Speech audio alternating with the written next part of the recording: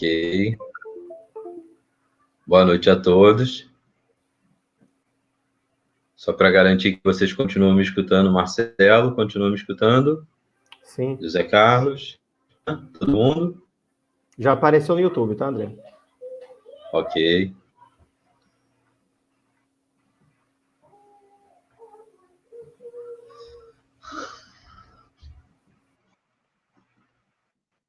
Bom, então, começamos, ok? Boa noite a todos, boa noite a todas, sejam bem-vindos aos momentos de partilha do projeto Encontros de Educação Matemática. Eu sou o professor André Silva, docente do curso de Matemática.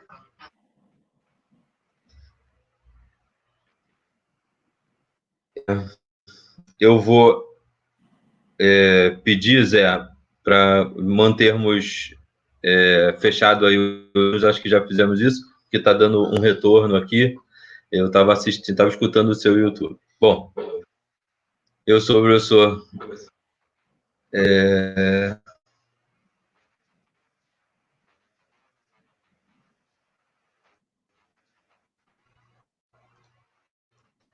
Então, vamos recomeçar, né? Agora eu posso. Só os momentos iniciais. Eu sou o professor André Silva, docente do curso de Licenciatura em Matemática do IFRJ Campus Nilópolis. Recebo a todos com muita alegria, com o desejo de que cada um de vocês, dentro de suas possibilidades, possam estar se reconstruindo, tendo como principal objetivo as ações e reações do amor, da fraternidade e da paz. Num ambiente professores de matemática, vale a pena dizer que, em especial hoje, admitimos implícita uma fala que eu escutei recente do professor Gatan D'Ambrosio. O caminho é o respeito, a solidariedade e a cooperação. Como já tem acontecido, eu vou fazer o papel de mediador aqui nesse ambiente e começo ressaltando a intenção de fazer com que todos que nos têm acompanhado possam admitir o caráter humano das nossas ações aqui, sob o entendimento de que estamos, de alguma maneira, travestindo aquele nosso tempo de sala de aula na preparação desses momentos aqui. Nós acreditamos que estamos nos mantendo saudáveis, reforçando as nossas expectativas de realização profissional dentro de uma perspectiva humanista, que, nesse momento, nos permite unificar nossa atuação no mundo com uma relação de troca com os nossos pares, mas principalmente com o planeta. Hoje a gente estreia o formato live, a gente continua com os nossos segundas-feiras, 18h30. Então, por conta desse novo formato, eu peço que todos vocês já deixem o seu like aí, já compartilhem o vídeo com o maior número de pessoas que vocês puderem, para que a gente possa atingir cada vez mais as pessoas que se interessam por educação matemática. Hoje, na nossa programação, segue a seguir a da nossa convidada, muito especial. Ela, ao final, vai interagir com todos os participantes. Nós vamos escolher algumas perguntas dentro do possível, né, dentro do que a gente vai conseguir aqui no nosso tempo, para que a gente possa fazer um momento que seja agradável para todos. Temos o prazer, nessa noite, de receber a professora Ana Calef, que há muito tem influenciado de forma positiva as ações docentes e a forma de professores em vários aspectos. A professora Ana Calef tem um currículo invejável, mas, sobretudo, o que conta aqui hoje é que ela tem 50 anos de experiência e se mostra com uma jovialidade incrível, está aqui pronta para compartilhar, para aprender, para dizer. Ela tem nos recebido de uma forma muito agradável, ela foi muito simpática, muito acolhedora em se mostrar, né, desejar estar aqui conosco. Ela hoje vai nos presentear com uma revisão de ações educativas permeadas por um conceito que ela chama de colocar a mão na massa. Esse conceito foi construído a partir dos laboratórios de ensino de geometria, pelos quais a professora criou e passou, com seu início na Universidade Federal Fluminense, mais recentemente no LEMAC, LEMIR, e incluindo o Museu Interativo que leva a professora Ana Calef. Acredito que ela possa enfatizar hoje os processos de que levem o aluno a uma aprendizagem ativa, inclusiva, considerando especialmente aqueles que têm necessidades especiais de visão. Ela também vai apresentar para a gente o trabalho que tem sido realizado junto à Secretaria Municipal de Macaé, e lá no finalzinho vai falar para a gente o que ela entende ser o futuro dessas ações.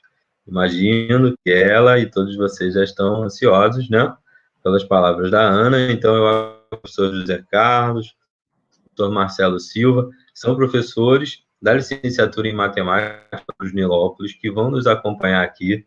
Marcelo, José, vocês podem dar boa noite aí para todos. Eles vão dar à vontade, Marcelo. Boa noite a todos, sejam bem-vindos. José. Boa noite a todos, sejam bem-vindos aí ao nosso momento e as palavras da nossa querida professora Ana Calef. Então, dadas essas apresentações, com imenso prazer agora que a gente chama a professora Calef para iniciar a sua fala. Ana, por favor, fique à vontade para engrandecer esse espaço com a sua experiência. Estaremos aqui para o que deve vier. Todos seus, Ana. Alô, boa noite a todos. Obrigada, Marcelo, Gaspar, obrigada, André, pelo convite. É muito bom a gente poder voltar a falar com vocês. É difícil a gente ficar nessa situação que estamos todos nós em casa, fechados. E eu queria tanto ver a cara de cada um de vocês que estão desse outro lado, mas eu sei que, nesse momento, nós temos que nos contentar, estarmos longe, e temos que agradecer de podermos estar ainda, né, longe. Mas estamos perto cada vez mais. Acredito que vocês todos que estão aí nos ouvindo esperam entender um pouquinho do que a gente fez nesse caminho da educação matemática, a busca de entender o que a criança precisa, o que um adulto precisa, o que seria um laboratório de educação matemática e o que é a mão na massa. Eu quero contar um pouquinho da história do que a gente fez, porque eu vejo muitas pessoas hoje desencantadas, até há 3 meses atrás, antes da pandemia, né? As pessoas desencantadas com a escola e muitos professores desencantados com o fazer como professor. Laborar como professor, muitas vezes, tem sido uma coisa muito dificultosa para todos. Então, esse momento da pandemia é um momento de renovação. E eu acho que nós estamos ganhando um momento na nossa vida de transformação de tudo aquilo que a gente acreditava que era imutável. E uma das coisas que eu mais ouvi nesses meus 50 anos de trabalho é que a educação não mudou, que a educação continua a ser igual a que era 200 anos atrás. Queridos, a pandemia nos dá um momento de reflexão para que possamos renovar-nos e possamos chegar a algo que há 3 meses atrás a gente não pensava que poderíamos chegar. E eu quero trazer para vocês o que eu fiz nesses últimos 30 anos, que são os laboratórios, e o meu trabalho nos laboratórios, buscando incentivá-los a despeito de todas as dificuldades, acreditarem que o dia de amanhã será melhor. E eu acredito piamente, desde 1994, quando eu fundei o Laboratório de Ensino de Geometria na Universidade Federal Fluminense de Niterói, que as coisas poderiam ser diferentes, que nós poderíamos ensinar de uma maneira diferente a matemática, que a criança poderia aprender de uma maneira diferente. Eu tenho que dizer para vocês que eu fui criada, né, vamos dizer, eu aprendi geometria com 13 anos de idade, era geometria clássica de Euclides, e com 14, 15 já demonstrava teoremas. Portanto, a minha vida toda, até 94, quando fundamos o LEG, eu me revoltava contra aquela maneira formal de se trabalhar a matemática, principalmente a geometria com crianças. Eu vou fundar o LEG porque eu acreditava que poderíamos fazer diferente. Eu fiquei na universidade até 2018, quando me aposentei, e vim morar em Macaé. E, para minha total surpresa, né, eu fui convidada a levar o meu material que eu tinha em casa, que eu tinha trazido ainda da UF, que fui convidada a preencher uma sala que seria um laboratório de educação matemática.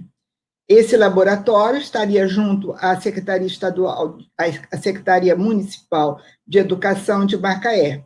Isso começou em setembro de 2019.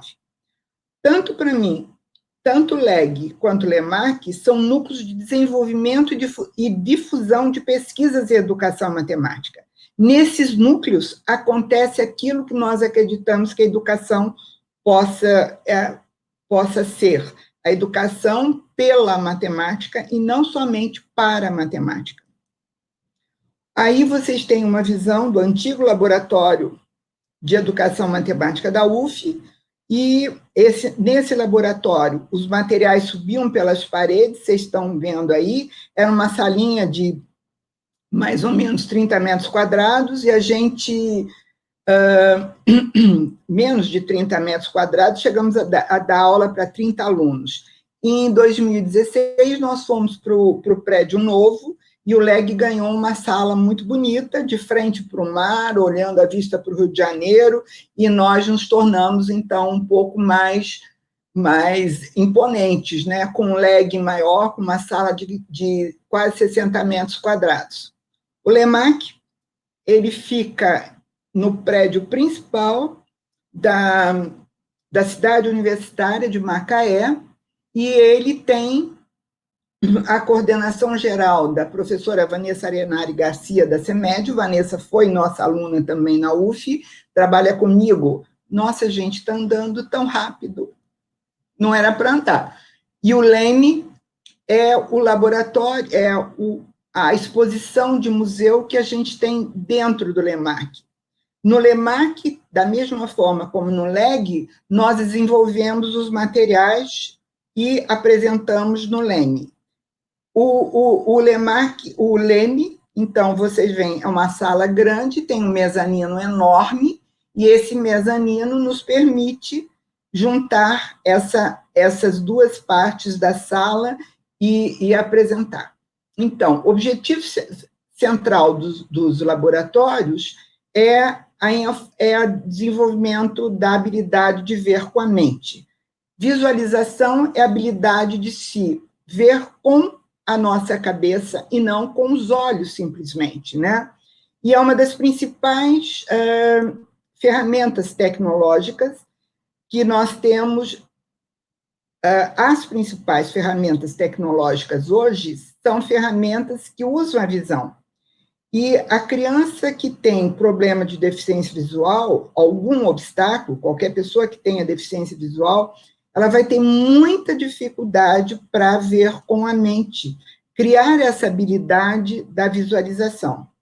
E essa habilidade é que nos permite reconhecer particularidades em fotos, desenhos, figuras em geral. O objetivo central dos nossos laboratórios, portanto, é o desenvolvimento dessa habilidade, reconhecer particularidades geométricas em figuras planas e espaciais, fundamentais para duas coisas que a criança tem que aprender, que é área e volume. Nós gostamos muito de matemática, gostamos muito de matemática formal, queremos evoluir a matemática, mas, fundamentalmente, a criança precisa se geometrizar e ela precisa se alfabetizar na matemática. Para a alfabetização matemática, ela precisa de área e volume. A criança precisa reconhecer um cubo em qualquer forma que ele se apresente, mesmo que ele não apresente quadrados, ele apresente paralelogramos nas suas faces. A criança precisa aprender a reconhecer em desenhos, em fotos,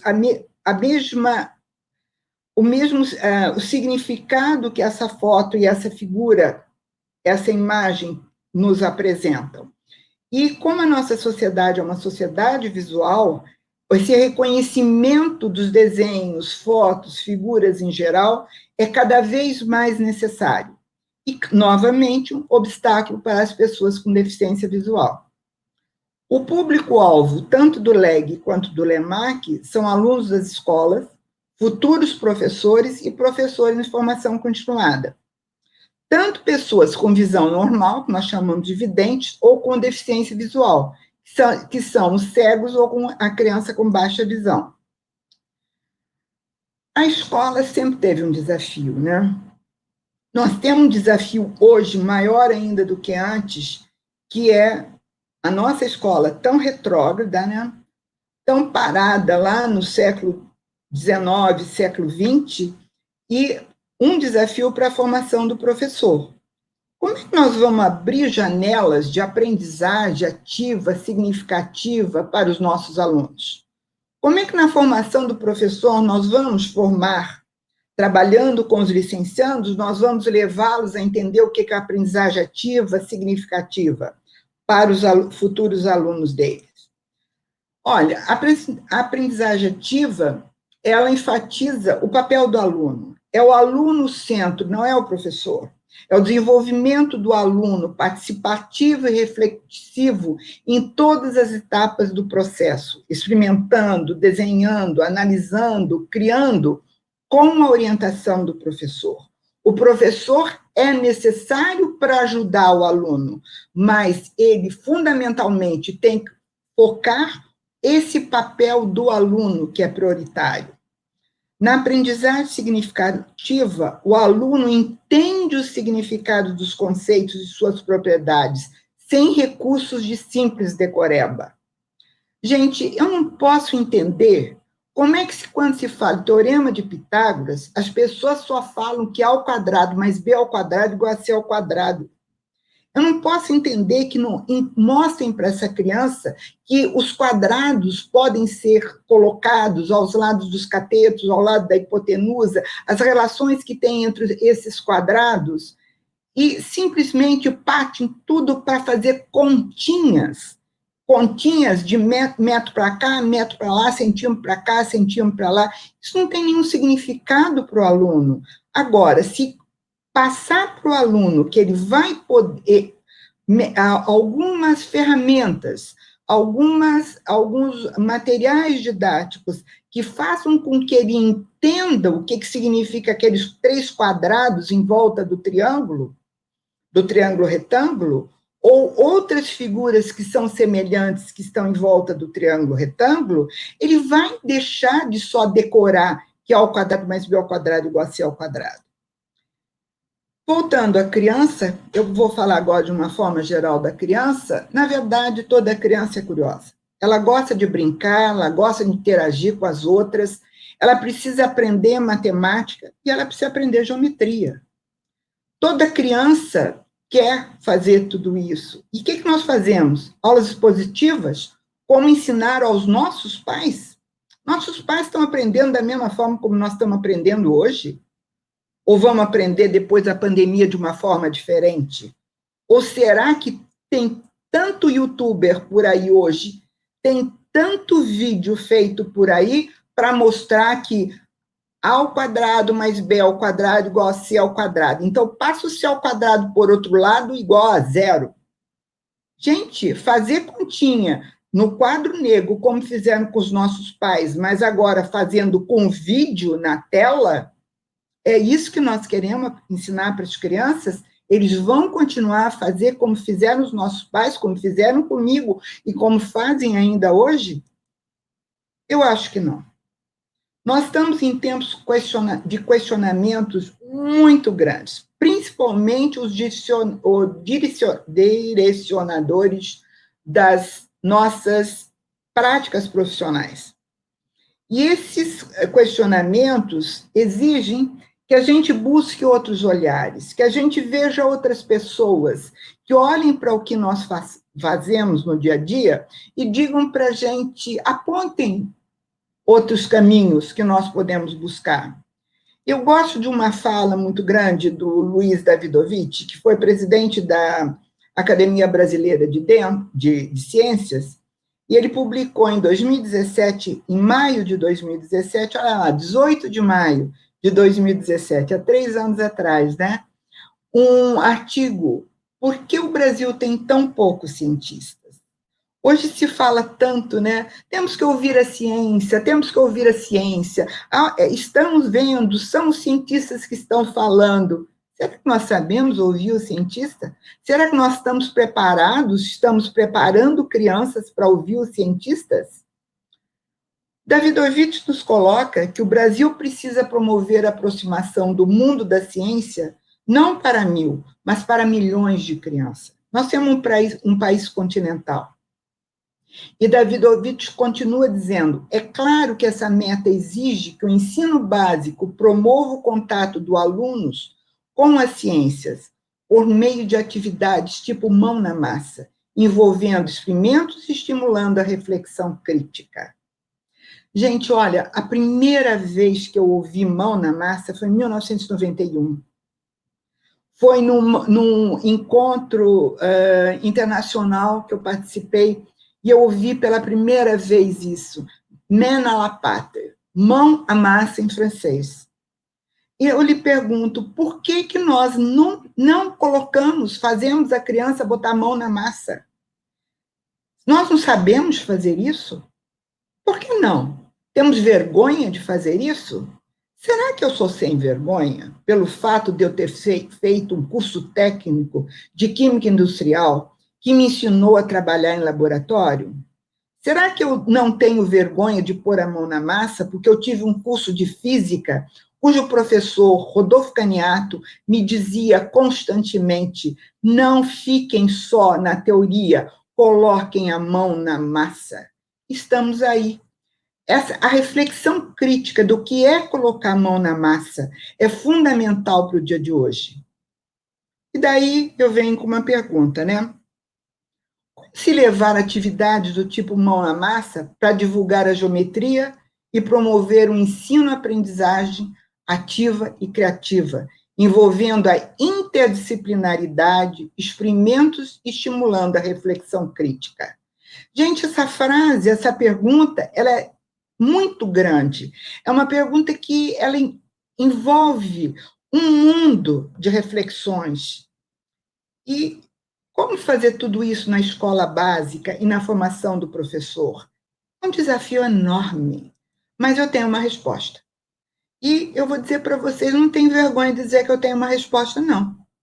Eu acho que os anos de trabalho que eu tive no LEG, que é o Museu do LEG, e no LEME, agora, o Museu do LEMAC, já me permite dizer para vocês que o Museu Interativo Itinerante de Educação Matemática pode dar algumas respostas a esse questionamento tão intenso que eu coloquei. E o que é um museu? Ele é apresentado em atividades de divulgação das ações realizadas tanto no LEG quanto no LEMAC, oficinas, congressos, seminários. O LEG, que é o Museu do LEG, não fica permanentemente exposto. Ele não tem um lugar na UF para ser exposto e ficar para toda a comunidade visitar.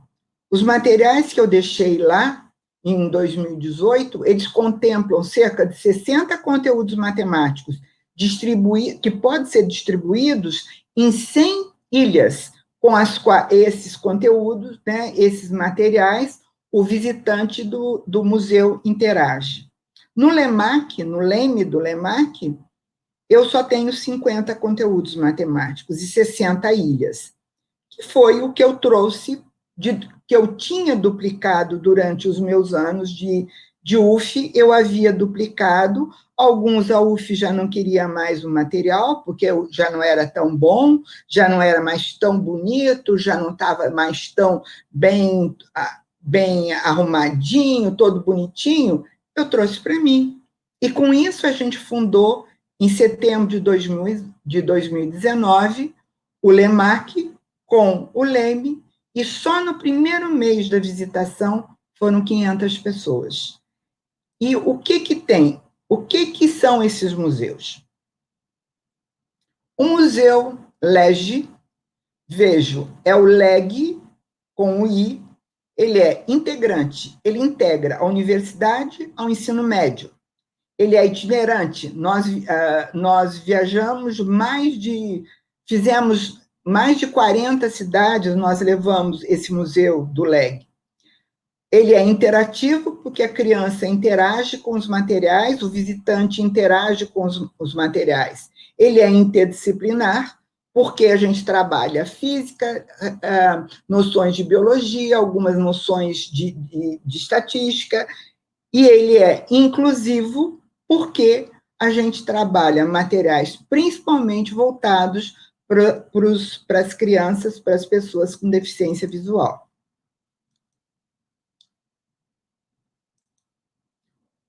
O museu, ele é integrante, como eu falei, com as escolas de Niterói, itinerante, né?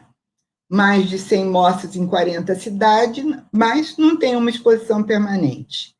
E ele é inclusivo porque nós trabalhamos primeiro no Instituto Benjamin Constant, com crianças do Benjamin Constant, depois do Colégio Pedro II.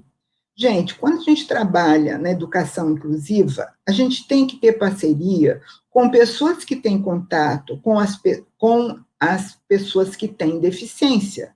Nós trabalhamos tanto no IBC, no Benjamin Constant, quanto no Pedro II, com especialistas que estavam em contato direto com as crianças cegas, com as crianças com deficiência visual. Não é porque nós achávamos que o material era bom que esse material sempre se mostrou bom. Nós tivemos que adaptar esse material. Agora, aqui em Macaé, no Leme, ele está começando, nós só tivemos de setembro até março, né, com as férias no meio, para começar o nosso trabalho. Então, o I, a gente espera que tenha as mesmas características que tinha no LEGE, mas nós temos aqui, no integrante do Leme, o colégio de aplicação. O colégio de aplicação de Macaé é da Prefeitura Municipal, e o colégio de aplicação, ele também vai ficar na cidade universitária. Então, nós vamos trabalhar diretamente com crianças da cidade universitária, crianças do colégio de aplicação. Apesar de nós termos falta de recursos, e o Leme e o LEMAC, né, está sendo muito, apesar de toda os recursos que têm vindo da Prefeitura Municipal, da Secretaria Municipal, ainda são muito poucos, são escassos, mas nós temos uma exposição permanente. Ele é um museu interativo com muita ação. Nós tivemos 1.300 visitantes em 3 meses. E ele é interdisciplinar porque nós estamos diretamente na cidade universitária, e dentro da cidade universitária de Macaé, tem 5 outras universidades com cursos de biologia, nutrição, direito, economia e outros, engenharia. E esses cursos, os alunos desses cursos estão vindo a nós, nos buscando dentro do LEMAC, para que façamos algumas atividades que vão ficar no Leme. Agora, aqui em Macaé ainda não tivemos o contato com as pessoas com deficiência visual.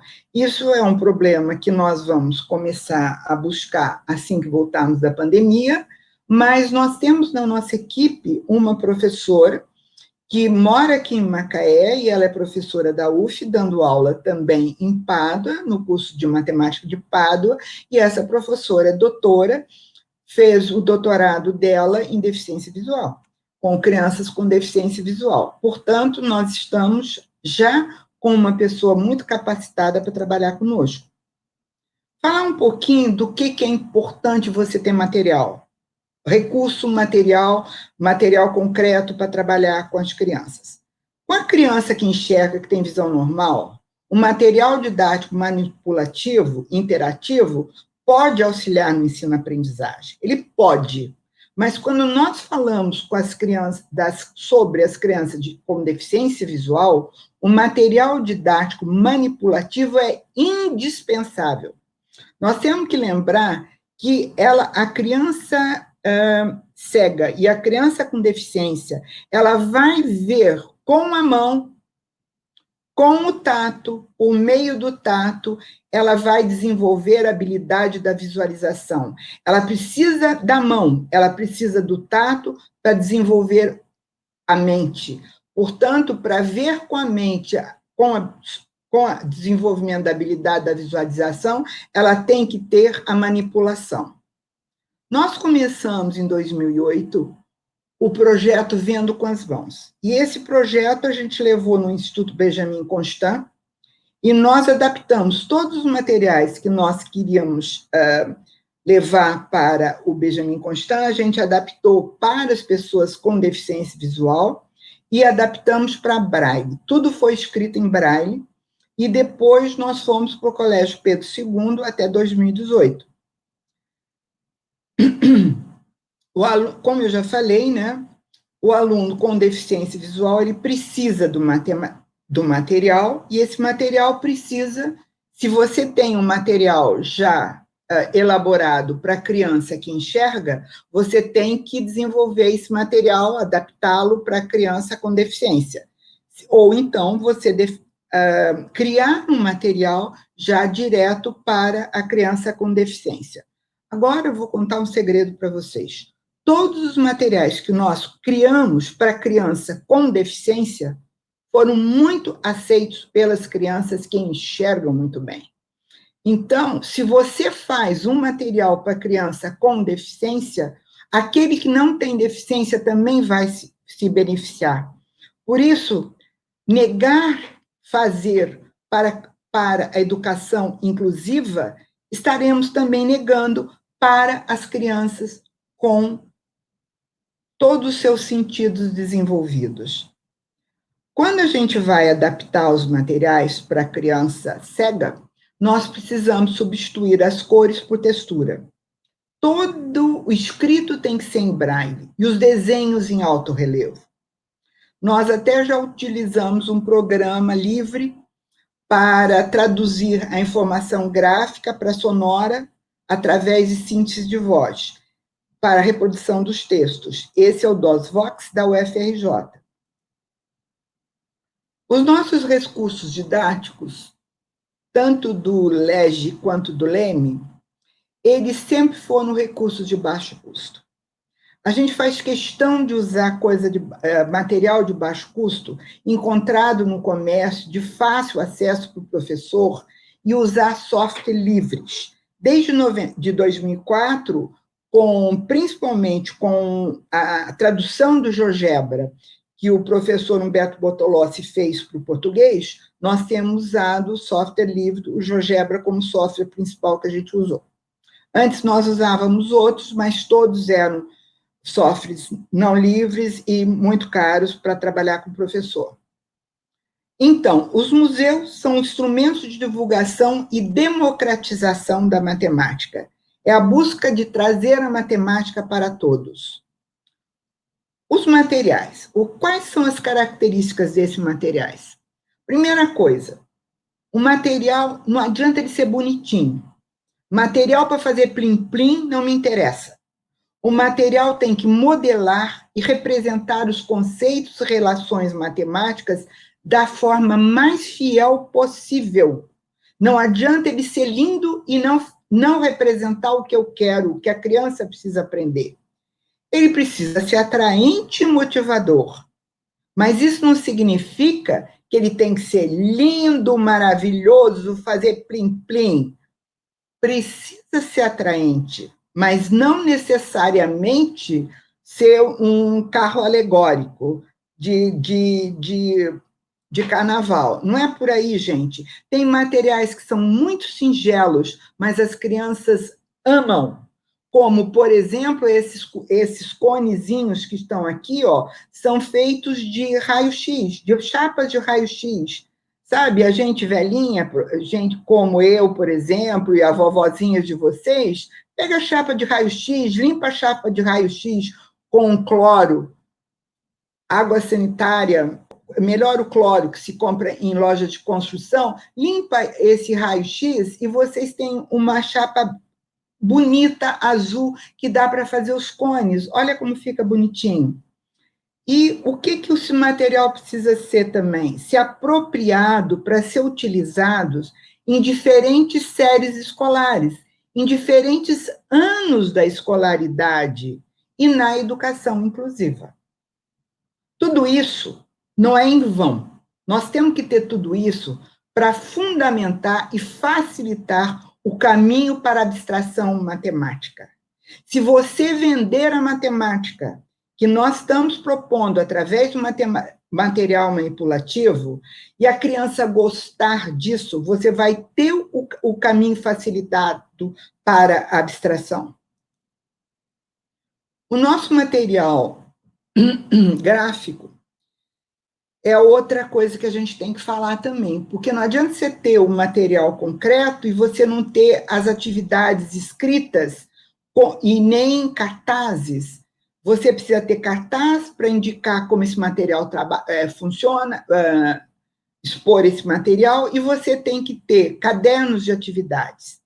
Então, para os videntes, você tem cadernos, um cartaz ilustrativo, ficha técnica para o professor entender o que ele vai apresentar para os alunos que estão visitando o museu, e cadernos de atividades. Para os com deficiência visual, a gente tem que traduzir tudo isso para Braille. Então, na ficha técnica, você diz para o professor qual a clientela, qual é o aluno, qual a faixa etária, quais são os pré-requisitos matemáticos que aquele material vai exigir e para que aquele material é utilizado e como ele vai ser utilizado.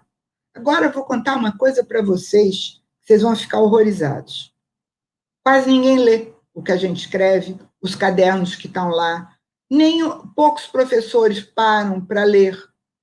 Mas eu não deixo de obrigar a cada material que vai para o museu a ter a ficha técnica, porque é essa ficha técnica que nós vamos escrevendo e que o visitante critica a ficha e diz é através dela que nós vamos perceber se aquele material está realmente adaptado ou não, se aquele material funciona ou não para o aluno.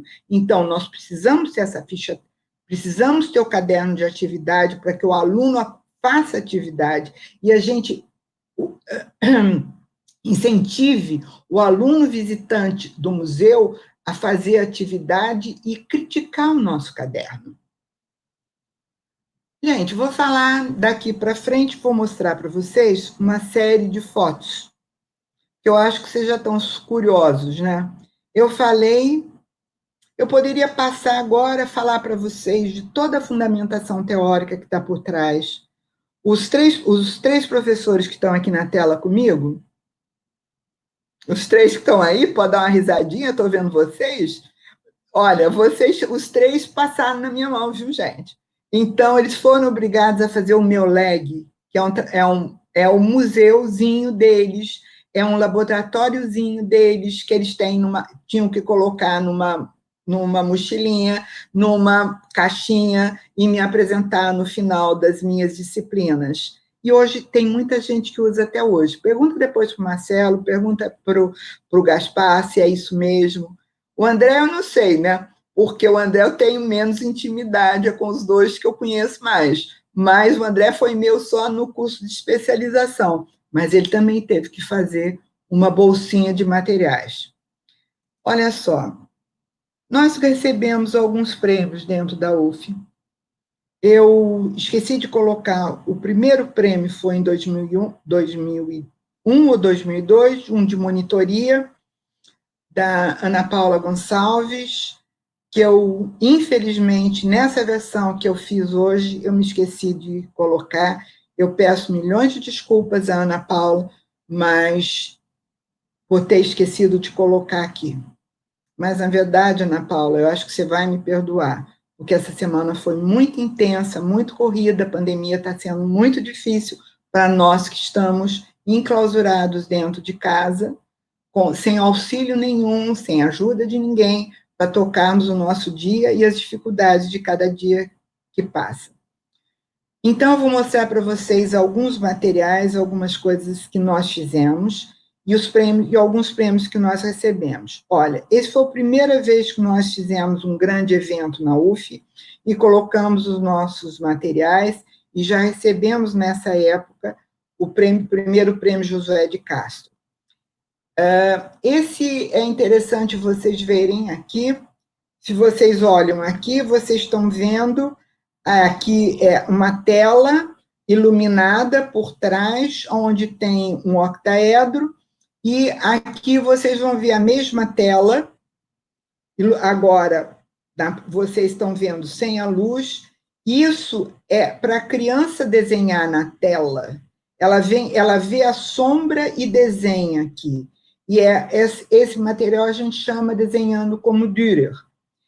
Outro material que a gente tem, esse, claro, a gente fez lá em 2004 ainda, a gente não estava trabalhando ainda na itinerância e nem estava trabalhando com a inclusão. Mas aqui você já tem um aparelho que a gente chama de ticômetro, é uma roda de bicicleta, ela tem um aparadorzinho aqui que quando gira faz tac, tac, tac, e é para medir distância. É o mesmo princípio do tacômetro do carro para medir velocidade, medir distância do carro percorrida pelo carro. E aqui a gente tem uma miniatura desse material, do ticômetro. Aqui vocês têm tela de banner aqui a gente prendeu um barbante para a criança. Aqui você vê um menino com uma venda, e ele vai fazer tanto aquele material que está lá, já é um material adaptado para a criança cega fazer quebra-cabeça, quanto aqui ele pode também, com as peças do quebra-cabeça, preencher todas essas formas. Aqui você tem um cubo-soma adaptado, e aqui você tem a premiação que nós tivemos também da monitora na época, em 2009, da Fernanda Malinowski Coelho da Rosa. A Fernanda é meu grande orgulho, vocês vão ter a oportunidade de conhecê-la em breve, aqui no evento da Educação Matemática do IFE, de Ney Lopes, que a Fernanda vai dar uma palestra para vocês. A Fernanda está comigo desde... Daqui uma vez ela está aqui com a gente, né? Ela vai estar com vocês. A Fernanda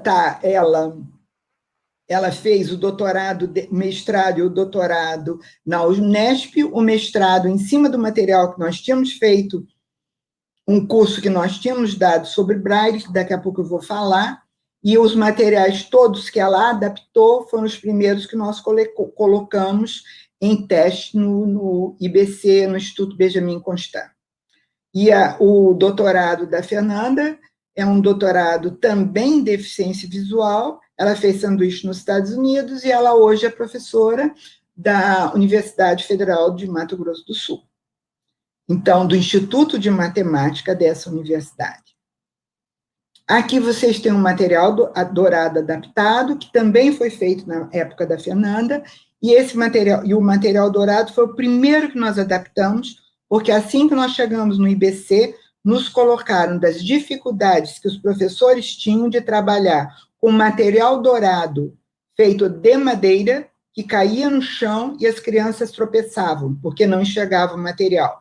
Então, nós pegamos o material de EVA grosso, de 1 centímetro, colocamos, olha, como se fosse ábacos de 10, prendemos em botões que dá para tirar, pegamos as barrinhas do material dourado e colocamos também da mesma forma amarrados, da mesma forma o quadrado e o cubo.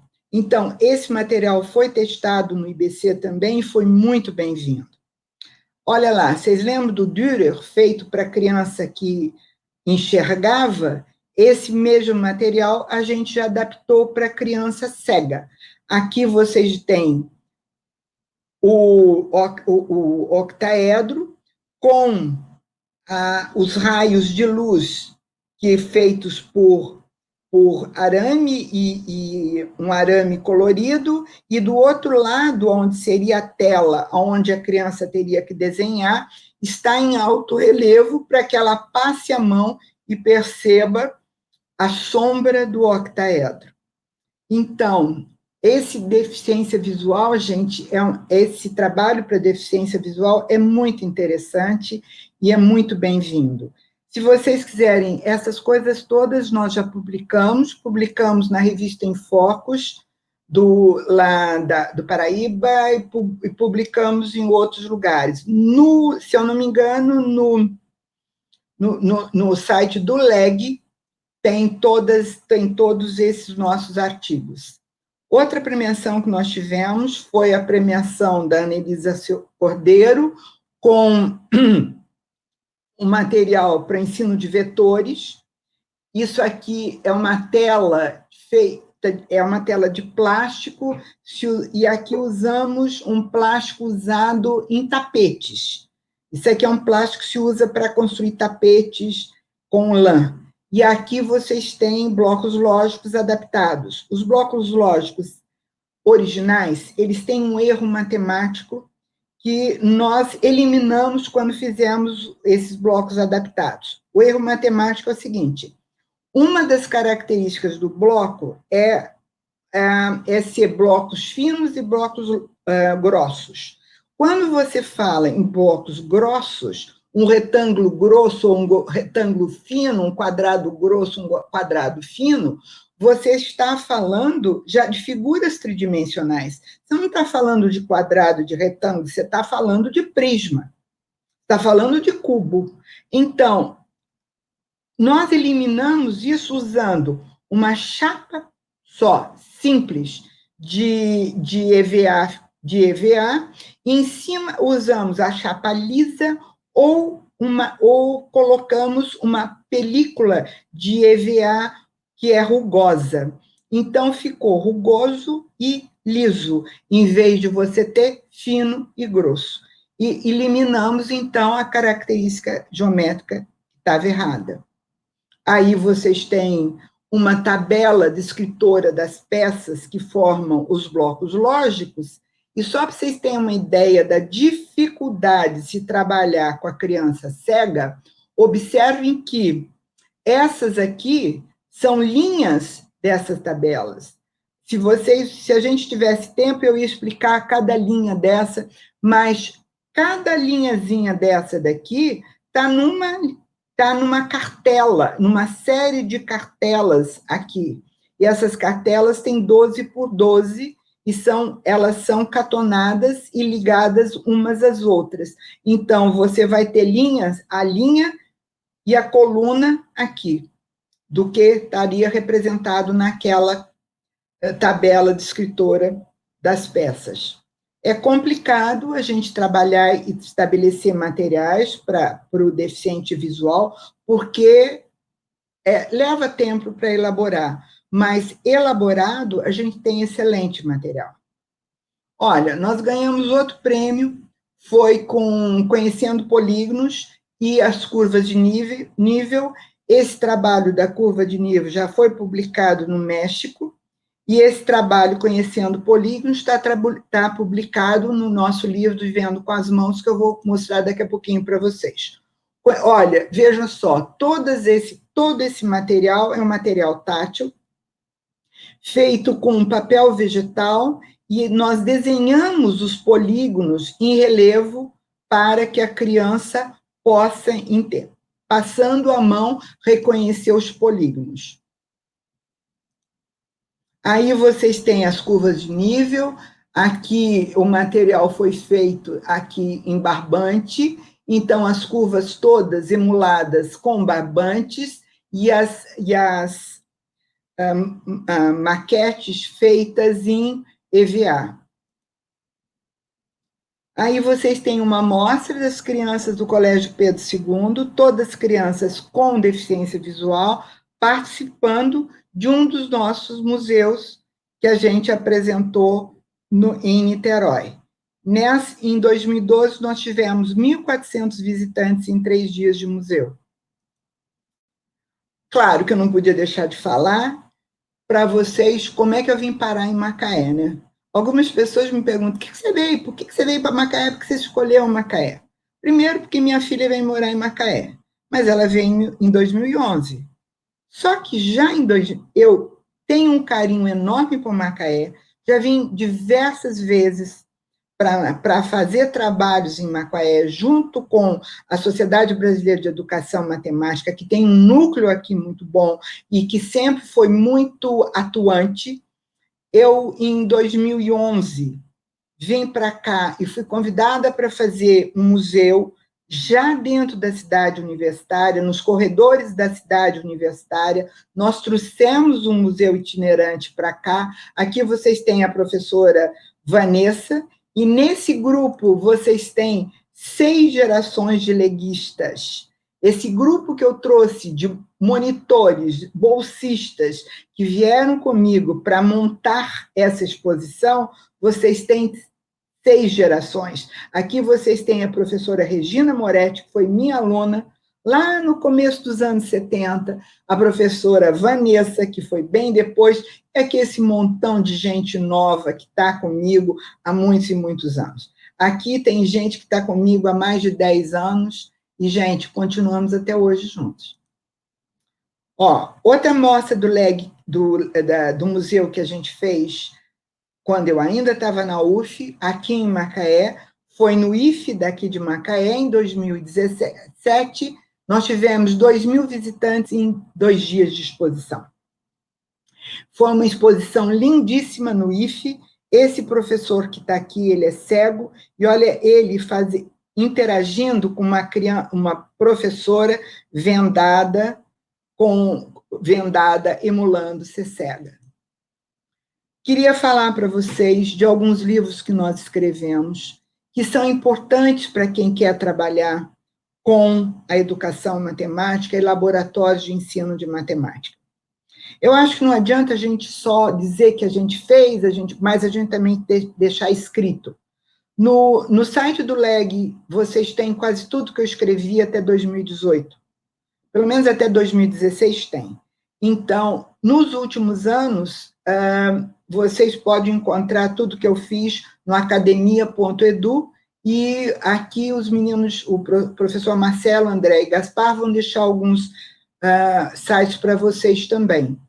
Olha só, esse livro, organizado pelo professor Sérgio Lorenzato, nós tivemos 3 ou 4 edições, eu não sei qual é a última edição, mas a edição de 2010, ela foi comprada todinha pelo FNDE, e foram 20.000 volumes que foram distribuídos em 20.000 bibliotecas escolares brasileiras. Provavelmente, na biblioteca escolar de vocês, deve ter um exemplar desse. Eu sei que Norte, Nordeste, Centro-Oeste tinham. Não sei como é que está a região Sul e Sudeste, mas nas regiões mais carentes do Brasil, ele foi. Um outro livro que vocês podem encontrar meu é esse livro, que nós, tópico de ensino de geometria, da sala de aula, frente ao laboratório de ensino e a história da geometria. Esse meu livro também está à disposição, de graça, foi colocado pelo Lante, pelo CEDERJ, e nós temos uma edição de 2016, toda a revista, e com esse livro nós demos, durante 10 anos, formação de professores na especialização do Lante. O Vendo com as Mãos é um outro livro que nós íamos fazer em papel, mas quando nós colocamos para as editoras, eles iriam cobrar R$250 por exemplar, nós optamos por colocá-lo de graça, primeiro em CD, que a gente distribuiu pelo Brasil inteiro, segundo, a gente já deixou na rede, e vamos deixar para vocês, os professores aqui presentes têm todos esse livro, Eu Vendo com as Mãos, Olhos e Mente. Toda a nossa experiência de 10 anos, de 8 anos que nós tínhamos até 2016, 2008 a 2016, está escrita nesse livro, está escrita à disposição de vocês de graça na rede. Olha que bonitinho esses materiais que estão lá no Vendo com as Mãos. São materiais que vocês podem fazer, e toda a indicação de como faz esse material está nesse livro. Eu não podia deixar de falar de um livro que escrevi com a Fernanda, e um curso que nós demos, que foi sempre presencial, de 45 horas. Esse livro também está à disposição, é gratuito, é para ensinar Braille para o professor à distância. Então, vocês também podem, depois de me cobrar, que esse livro a gente pode passar para vocês também. Eu posso deixar para André, para Marcelo, para pôr aí. E eu não quero deixar de falar com vocês de um livrinho que a Fernanda e a professora Ivete, que é orientadora, que foi orientadora do doutorado da Fernanda, lançaram ano passado, 2018, aliás, um livro sobre a matemática educativa, educação matemática inclusiva, e esse livro a gente escreve um artigo, Fernanda e eu escrevemos, sobre as ações que nós realizamos nessa parte da educação inclusiva. Olha, eu vou agora falar para vocês, eu vou dar um spoiler aqui, de algo que já deveria estar saindo, se não fosse a pandemia, e agora deve sair em julho, que é um livro que nós organizamos, que eu organizei com o professor Pedro Carlos Pereira, que é um professor da Rural, Federal Rural do Rio de Janeiro, e nós vamos lançar pela Apres Editora, deve sair em julho de 2020, em papel. E eu acho que em e-book a gente talvez até consiga antes. Eu não tenho nem a capa para mostrar para vocês, mas eu vou dizer uma coisa para vocês. Eu já me sinto orgulhosa de ter reunido um grupo de experts que podem dizer para vocês, só vou dizer 2 nomes aqui. Um nome é Nilza Bertoni, que faz um artigo sobre o ensino dos conjuntos numéricos e a aprendizagem dos conjuntos numéricos. Ela dá um show de como se ensinar conjuntos numéricos, indo desde os naturais, inteiros, fracionários para os negativos. Então, a professora Nilza Bertoni nos deu de presente quase 15 anos da experiência dela em projetos com conjuntos para as crianças. E a professora Clélia Inácios, do Paraná, ela escreve um artigo maravilhoso sobre educação inclusiva, o que é educação inclusiva, o que é educação matemática, como é que elas se interrelacionam, como a gente tem que olhar isso tudo. Claro que tem diversos assuntos, capítulos sobre educação, matemática e geometria. Etnomatemática, alguns professores queridos, Maria Cecília Fantinatti e o professor Linhares, meu grande amigo Zé Linhares, eles vão escrever sobre etnomatemática e educação escolar indígena. E olha, gente, sinceramente, tudo isso a gente ainda vai incluir o laboratório de ensino. Eu estou muito orgulhosa do trabalho que eu fiz, que Pedro fez, porque foi muito difícil, é muito difícil a gente pegar pessoas que são a cabeça, que são aqueles que estão na ponta da flecha, que estão levando as flechas, os vetores do progresso em áreas que são cruciais para a educação matemática, e essas pessoas tiraram tempo para escrever para a formação do professor e para a formação do pedagogo. Então, tanto os pedagogos quanto os professores de matemática, esse livro vai ser para essa formação. Então, gente, dei spoiler, vai sair aí, não tenho nem a capa para mostrar para vocês, mas olha só, são diferentes olhares e práticas. Eu trouxe para vocês um pouco do meu olhar. Eu quero mostrar algumas fotos de algumas crianças agora no Leme, para vocês verem o que é professores e alunos trabalhando com um material que fica permanentemente exposto à disposição da comunidade, que a comunidade possa mexer e possa se orgulhar de ter aquilo. Gente, eu vejo tantos pais chegando e dizendo como que eu posso fazer isso com meu filho? Aonde eu compro esse material? E daí a gente diz, você pode fazer, olhe do que é um material, como é esse material. E vou dizer para vocês, todos os móveis do nosso Leme foram adaptados de móveis de restaurante. A CEMED não tinha, no momento, móveis para nos dar.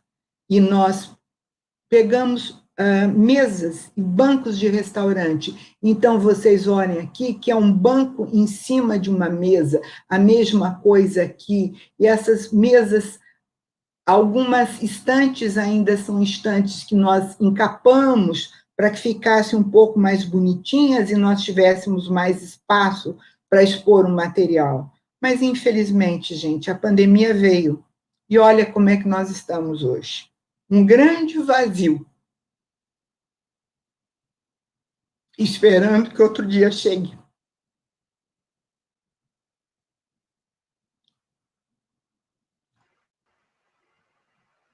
Espero chegar, né, Ana? que todos vocês Esse tenham outro dia vai chegar. outro dia e que possam realmente realizar o que nós esperamos. Olha só, gente. Eu queria lembrar vocês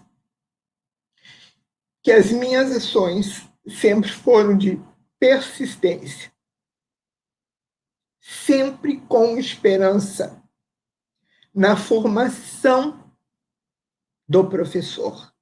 Mas não é uma formação qualquer, é uma transformação da formação do professor. Nós precisamos dessa transformação. Se hoje vocês estão tendo muita dificuldade na pandemia para transformarem os materiais, para levarem para o virtual, para fazerem com que as crianças se interessem, é porque essa transformação está sendo forçada. Vocês estão sendo forçados em poucos meses a passarem por essa transformação. Uma transformação que poderia ter sido tranquila, se aceitassem o que a gente vem falando há mais de 30 anos dentro da educação matemática. A professora Nilza Bertoni coloca isso no capítulo do nosso livro muito claro. Por que até hoje ainda os órgãos educacionais não aceitam aquilo que nós, da educação matemática, temos mostrado que o Brasil precisa? Então, gente, essa esperança na transformação que eu tinha esses anos todos, ela foi, assim, meio tumultuada, né? E eu quero dizer para vocês que a necessidade de nós termos persistência com esperança. A persistência com esperança nos dá uma palavra que é a perseverança. Tudo vai passar. A pandemia vai passar. Vocês vão ter chance porque vocês são jovens. Eu não sei se eu terei. Mas eu espero que vocês sejam perseverantes. Essa é a palavra-chave. Pensem todo dia na perseverança. E, quando tudo passar, vem visitar a gente.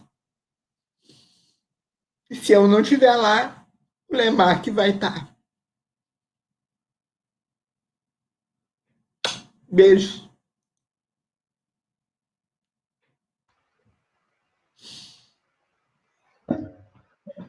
Vendo, não dá nem para a gente não pensar em ter a sua presença. Eu vou começar de trás para frente, dizendo que eu vou usar uma frase sua de um encontro nosso anterior a hoje. Algumas pessoas vêm para as nossas vidas para realmente ficar. Alguns exemplos são eternos. O fato de você estar aqui hoje, dividindo com a gente essa experiência, tudo que você construiu ao longo desses anos, faz com que a gente tenha certeza de que você continua presente, não é só ou pós a pandemia. Na verdade, o seu trabalho vai ficar para sempre. E hoje, esse retrato desse vazio naquele laboratório não representa o que é o seu trabalho hoje, o que é toda essa experiência que você está transmitindo para a gente. A gente está vendo aqui as pessoas, a gente tem, sei lá, uns 200 comentários, todo mundo elogiando e agradecendo a oportunidade de estar aqui. Você sabe que você formou uma geração de professores, mais do que uma geração de professores, e que para essas gerações tudo isso tem muito significado. Por mais que seja difícil viver num país onde as decisões no campo da educação não consideram os avanços de educação que nós vivemos aqui, que você viveu, que você ajudou a construir, a gente entende que uma hora a gente vai vencer isso. É por isso que a gente está aqui, porque a gente faz questão de estar juntos, que a gente faz questão de aprender. A gente tem muito a agradecer a você.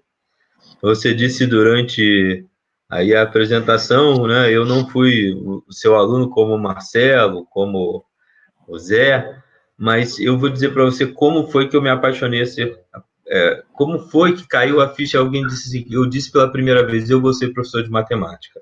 Eu estava fazendo meu estágio no Pedro II com os deficientes visuais.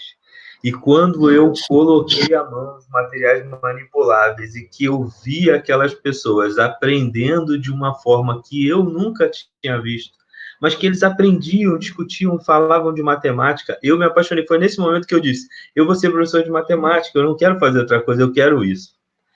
Então, a minha história com esse mundo da experimentação, de ter o aluno como centro, de viver a ideia, a construção da matemática, tendo o aluno como centro, como experimento, ela sempre foi para mim apaixonante.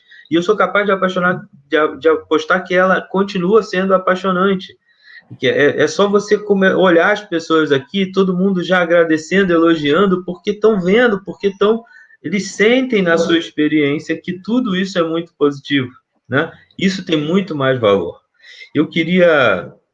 A gente tinha combinado aqui uma dinâmica de perguntar, mas eu acho que a gente não esperava que você fosse nos emocionar tanto, né? Esse momento é um momento muito importante, porque isso é o que de melhor a gente pode fazer, né? Estar junto nesse momento, dividindo o nosso conhecimento, mas sobretudo de uma forma tão amorosa, tão carinhosa, com um olhar tão especial para um trabalho que é um trabalho de vida, de finalmente a gente ver as pessoas olhando, né? O carinho, o cuidado com a formação do professor. Isso é uma coisa que assim é impagável. Eu peço desculpas por não ter as palavras que você merece escutar nesse momento de uma vida de dedicação. Quem conhece você a fundo sempre destaca a sua dedicação. Eu não estou falando isso porque eu sou próximo da Fernanda, do Marcelo, do Zé, porque a gente sempre escutou isso, a gente sempre viu isso. Né? Eu estava aqui, quando você falou do livro, eu quase fiz assim, olha, eu vou mostrar minha coleção de livros que eu tenho aqui, coisa e tal. Eu fiquei brincando hoje com a minha filha, lembrando dos meus primeiros momentos em sala de aula, e revivendo aqui essas memórias que eu fui criando, né, construindo com muita coisa que veio do seu trabalho. Você sabe, né? Eu estava lá no Projeto Fundão, eu tinha contato com as suas ideias, a gente viu muita coisa acontecer. Isso é muito positivo, isso influencia muito, isso faz com que nós, professores, sejamos professores que estamos sempre dispostos a aprender, a ressignificar. Colocar o indivíduo, colocar a pessoa como centro é fundamental. A gente sabe a barreira imensa que é isso. Por exemplo, na universidade, onde o professor que só tem formação em matemática, né, o quanto ele tem dificuldade para ver isso, mas o outro lado está aí, você está aqui, né? O seu trabalho está aqui para dizer para a gente que a gente consegue de outra maneira, com muito prazer, de uma maneira muito bonita. A gente tem muitas perguntas aqui. Vamos lá. Vamos lá, que já passou o chororô. Você respondeu uma das minhas perguntas, né? Porque no livro de formação de professores aqui, André, o Lorenzato... Deixa eu só te perguntar, posso tirar o PPT daqui? Pode, ele já não está aparecendo, pode tirar. Posso. Pode, pode. Então, vou ocultar aqui. Tá. Perfeito, perfeito. Melhor com você. Consigo te ver melhor. Ótimo, ótimo.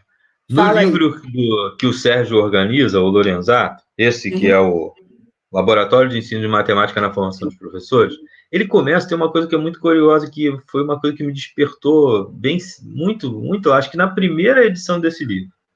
Ele começa dizendo que o contato, as primeiras ideias com a ideia do material manipulativo e a pessoa como centro do aprendizado está lá em Comênios, em 1600 e alguma coisa. E aí eu falei assim, nossa, Jesus, como é isso, né? O que é isso? Eu, empolgado com essa coisa que eu descobri no estágio, repare, no final da minha formação, né? Eu já estava me sentindo assim, nossa, como eu só descobri agora? Mas, na verdade, isso é um trabalho que existe há muito tempo. E eu vejo um potencial muito grande hoje, depois de ter contato com essas coisas, com a ideia de que aquilo que a gente faz pensando na criança, na pessoa que tem necessidades especiais, isso serve muito bem para quem não tem, ou melhor, né? Para aqueles que nós julgamos que não temos essas necessidades. Exatamente. E que nós, né, construímos uma ideia de que as pessoas que não têm certas necessidades vão pensar de acordo com alguns padrões. E quando você começa a experimentar aqueles materiais que foram pensados num outro contexto, você vê que serve muito e Eu queria que você falasse um pouquinho mais da sua experiência, como é que você percebeu, porque durante a sua fala você disse que isso acontece, como é que você percebeu esses materiais sendo eficientes, né? Porque isso não é só a inclusão que a gente tenta delimitar em educação matemática, é mais, porque é definitivamente entender que não são só adaptações, é um ambiente que pode ser pensado para todos. E sem essa ideia de que um é diferente do outro, pelo contrário, somos nesse momento iguais. André, à vontade. O que eu vejo é o seguinte, no século XVIII para o século XIX, a gente entrou nessa matemática abstrata, que vem do Hilbert, que vem do logicismo, do formalismo. O vento da matemática moderna. Não, é matemática moderna falando de Edonê. Então, estamos falando da matemática formalizada. E daí se pensa que na educação deve ser daquela maneira também. E se esquece, vou voltar lá no Comênios agora, se esquece que o Comênios, quando ele fala que tem que usar materiais, ele está se reportando ao aprendiz, aprendia com quem fazia. Então, como é que se aprendia naquela época da Idade Média e depois da Idade Média? Era se fazer junto com quem fazia alguma coisa. Você tinha o pedreiro construindo, o construtor, pedreiro, marceneiro, pedreiro, ferramental, fazia uma faca de ferro, o sujeito aprendia a bater no material.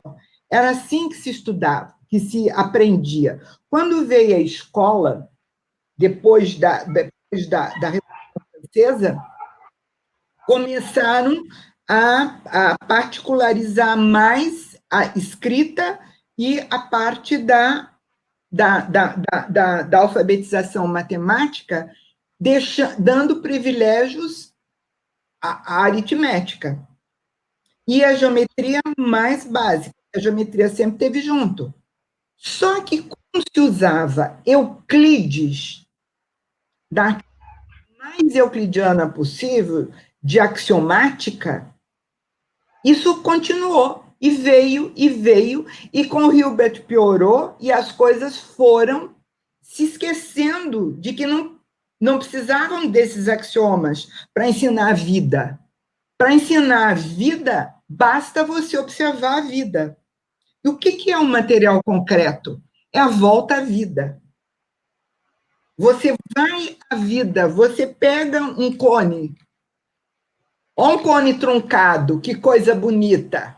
Olha meu copo, é um cone truncado, não é? Se fosse Claro. espelho aqui, eu tinha um espelho curvo, que eu ia ter outros tipos de coisa, de outros tipos de reflexões, de reflexos, que não são do espelho plano. Quem é que, quando tem um bule de café de alumínio em cima da mesa, será que olha tem aquela toalha xadrez ali, o bule de café? Será que as pessoas observam o reflexo que está lá? Gente, geometria. É você sair da geometria plana e para a geometria curva, para alguma geometria outra. Isso é vida. Esquecemos que a escola tem que servir a vida. E não a escola ser para servir algo abstrato que alguém quer inventar. A escola não é para servir o vestibular. A escola não é para servir a faculdade. A escola é para servir ao indivíduo para aprender a geometrizar, alfabetizar, ser um ser decente como cidadão. Depois é que vem você classificar essa criança para ser um doutor. Entendeu? Então, eu vejo que houve uma inversão de valores. E não dá para ser. A vida exige vida. Brilhante, Ana. Olha, deixa eu falar uma coisa. Deixa eu falar uma coisa. Fala. Eu estou vendo que a Lilian Nárcia colocou uma pergunta aqui. Esse livro que você pôs aí, aquele que eu escrevi a apresentação, é sim, Lilian, é o livro que você... Finalmente, depois de 2 anos, a gente conseguiu sair com ele. Tá difícil ainda para sair, mas vai sair. A Lilian está devendo vir aqui. Não de outras. A Lilian está devendo vir aqui porque toda semana ela participa, Ana. É a terceira semana consecutiva que ela está participando e a gente vai deixar aqui o convite já ao vivo aqui para ela estar com a gente. Tem muita coisa, muita experiência. Mas aí é imperdível, gente. Vocês têm que trazê-la de qualquer maneira. Excelente, André. Tu roubou minhas palavras. Eu ia fazer exatamente isso. A Lilian está aqui com a gente toda semana. Vamos ver, vamos mudar ela de lado, né? Vamos colocar ela aqui, né? Colocando essa experiência aqui para a gente. Marcelo, Zé, vocês já separaram aqui? A gente, Ana, tem que tomar cuidado com o nosso tempo. Vocês separaram as perguntas? Ana, quero agradecer mais uma vez, porque há muito tempo nós no campus Nilópolis queríamos trazer você, mas por conta de uma série de fatores, distância, etc., não era possível e a pandemia, de certa forma, possibilitou esse encontro para que nossos alunos pudessem ter contato com a sua experiência, com a sua trajetória, as suas lições de vida. Muito obrigado. Tá? Eu agradeço também em nome do professor Edgar Chipana, que é o coordenador do curso. Eu ainda não vi, deve estar por aí, mas faço esse agradecimento em nome dele por você ter aceitado o convite e ter feito essa apresentação maravilhosa. Tá? Fizeram uma pergunta aqui. Obrigada, querida. Seria possível uma formação, eu esqueci de colocar o nome da pessoa, seria possível uma formação EAD para sabermos mais detalhes sobre a elaboração de laboratórios de matemática nas escolas? Meu querido, não sei quem é, mas já é um querido, né? Pela pergunta, ele já é querido. Olha só, os núcleos de novas tecnologias do LANT, do Laboratório de Ensino à Distância da UF, ele tinha um curso EAD de formação de professores, de especialização. E o curso que nós dávamos era exatamente de elaboração de materiais e da importância da geometria. Então, se o governo não tivesse cortado tudo, não tivesse tirado todas as nossas asas, nós ainda estaríamos voando com esse curso por aí, estariam levando os laboratórios pelo Brasil, fazendo o que nós fizemos durante 10 anos, enquanto tivemos dinheiro. Agora, sem um aporte, como é que nós vamos trabalhar especialização EAD sem aporte? Não dá. Há necessidade desse aporte monetário do governo. Respondi? Eu vou descobrir quem fez a pergunta. Depois vocês vão me perguntar essas perguntas. Tá. As perguntas vão ficar e a gente depois pode dizer quem são as pessoas. A Amanda, só que eu não sei de qual é a instituição, ela pediu para depois disponibilizar seu e-mail, que ela quer fazer um convite. Tá? Mas eu não consegui achar a instituição que a Amanda pertence. Mas como as perguntas vão estar no chat, você vai poder olhar com calma depois. Tá, passa Amanda Rangel, ela entrou agora aí. Ela conheceu no LEMAC, numa exposição em Campos. Ah, sim. Amanda Rangel. Uhum. Nós tivemos 3 dias em Campos, no único museu itinerante que o LEMAC fez.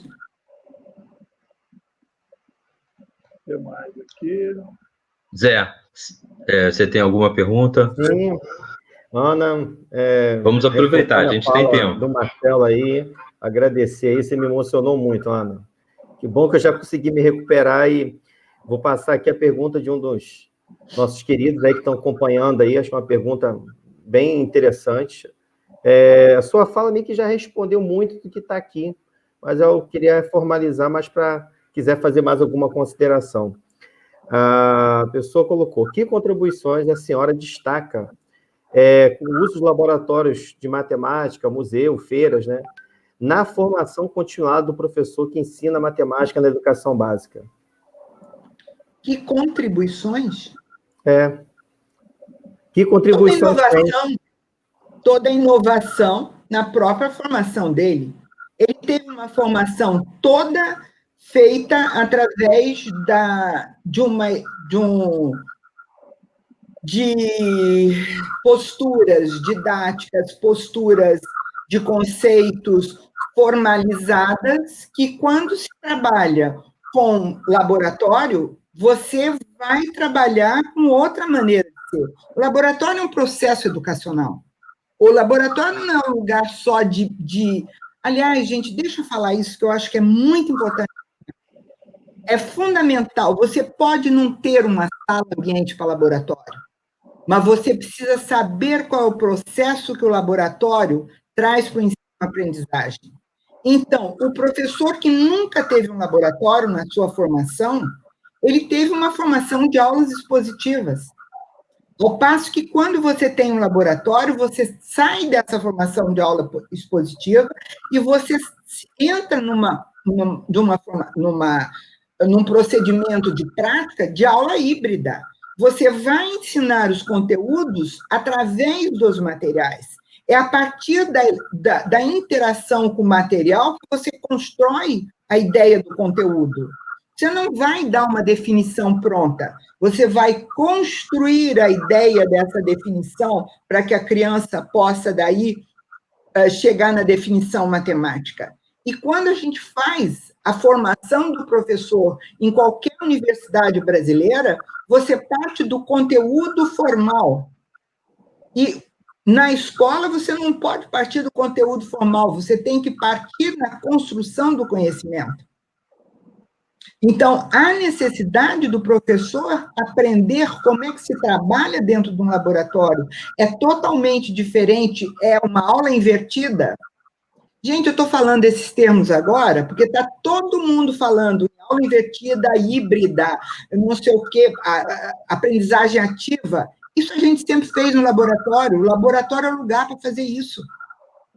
Então, sabe, usar termos novos para fazer coisas que a gente já faz há tanto tempo.